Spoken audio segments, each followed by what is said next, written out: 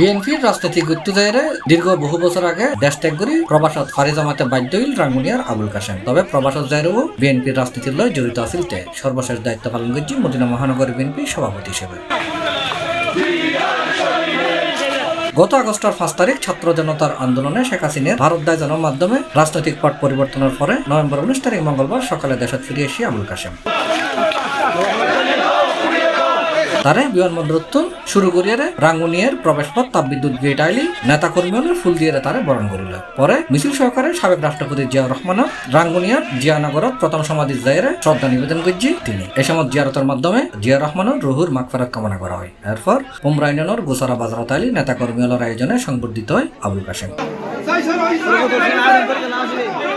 এই সময় চট্টগ্রাম উত্তর জেলা রাঙ্গুনিয়া উপজেলা বিএনপি অঙ্গ সহযোগী সংগঠনের নেতৃবৃন্দ এড়ে উপস্থিত আছেন। আমরা বেশি খুশি হয়েছি, আমরা আমাদের অনেক দিনের পরে আমাদের কাশেম ভাইকে আমরা পেয়েছি। আর কাশেম ভাই এমন একজন মানুষ, আমাকে মধ্যে মধ্যে আমার ব্যবসার কারণে আমি সৌদি আরবে যাই, গেলে কাশেম ভাইয়ের আতিথেয়তা আমার বলি না কোনো নেতা কাশেম ভাইয়ের আতিথেয়তা না নিয়ে আসতে পারে নাই। সেই জন্য কাশেম ভাইকে অনেক অনেক ধন্যবাদ। আমার বাংলাদেশ যারা নেতৃবৃন্দ আছেন তাদের পক্ষ থেকে ধন্যবাদ। আমার আপনার খুব আস্থাভাজন সদ্য বড় ভাই আবুল কাশেম প্রেসিডেন্ট জিয়া রহমানের স্মৃতি বিজড়িত জিয়া রহমানের প্রথম সমাধিতে উপস্থিত রাঙ্গুনিয়া উপজেলা বিএনপি সকল নেতৃবৃন্দ। দেশত ফিরি নেতা কর্মীদের সংবর্ধনার জবাবে প্রবাসী বিএনপি নেতা আবুল কাশেমে হই কি হইতাম ওনার দীর্ঘদিন আজ 20 বছর পরে সৌদি আরব এই রাঙ্গুনিয়ার মাটিতে আজিয়ে ইয়েন কি ভাষায় প্রকাশ করছুম আসলে ইয়েন হন আর বাসা নাই এবং ওনারা যে আর এইভাবে ইয়া করিবেন ইয়েন হন আই চিন্তাও নকরি হনদিন বা কল্পনার বাইরে ওনারা যে আর এইভাবে একখান সম্মানিত করিবেন বা